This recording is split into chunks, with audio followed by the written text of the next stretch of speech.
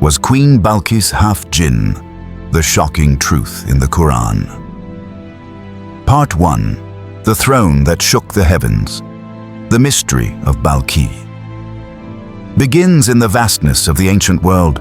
Beyond burning deserts and forgotten palaces, lived a woman whose name echoed through time. A queen, a light, a mystery. Balqis.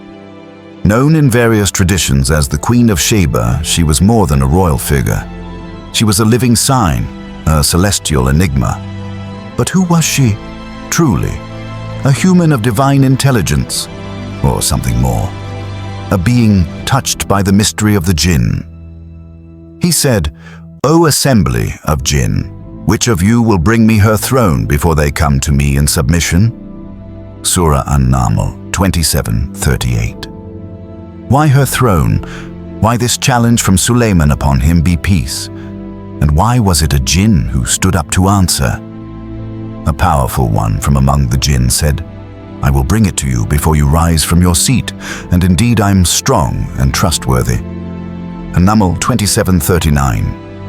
But before Sulayman could rise, someone who had knowledge of the book made it appear instantly. What kind of throne was this? That it opened a portal between realms. Part 2. Half-djinn, half-human. The forbidden legends of Balqis Ethiopian, Yemeni, and even some Jewish traditions whispered that Balqis was not fully human. Some claimed she had legs like those of an animal. Others believed she was born from a human and a being of the unseen.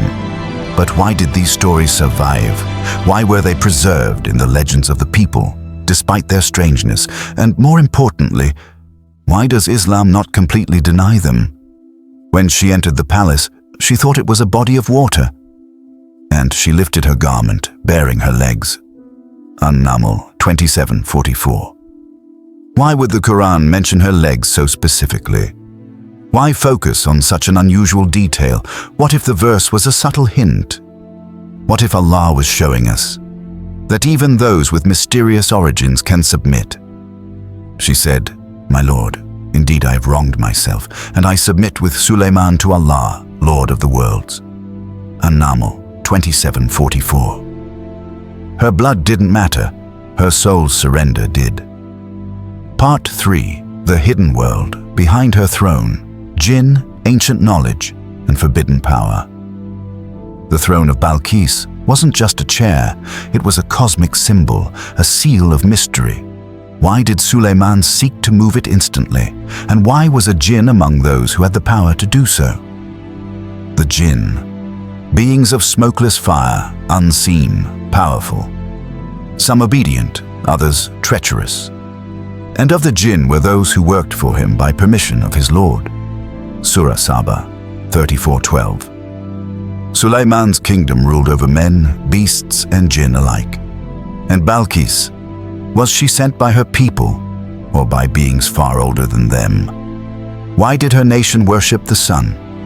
Indeed, I found a woman ruling over them, and she has been given everything, and she has a great throne. An-Naml 27:23. Was her throne an ancient artifact charged with celestial knowledge? And was the true secret of Balqis not in her words, but in what she carried? Part 4. The Queen's heart, a soul awakened in a world of power. She was a queen. She had power, gold, brilliance. But in her heart, there was a sacred emptiness. She was seeking.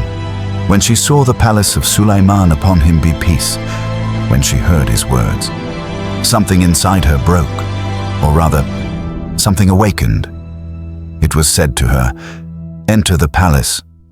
An-Naml 27:44. This was no palace. It was a gateway to truth. She realized that even the stars bow before Allah, that magic, power, thrones, and royal blood are nothing without submission. And I submit with Sulayman to Allah. An-Naml 27:44. Balqis found what many seek their whole lives. Not fame, not glory, but inner peace. And no jinn, no priest, no prophet, no man can give that. Only Allah. Part 5. Balqis, the soul who chose. Allah, what history wants you to forget? Today, Balqis is seen as a legend, an exotic queen, a bedtime tale. But her reality is deeper. She is the story of a rare soul, a soul that stood between two worlds, a soul that chose Allah.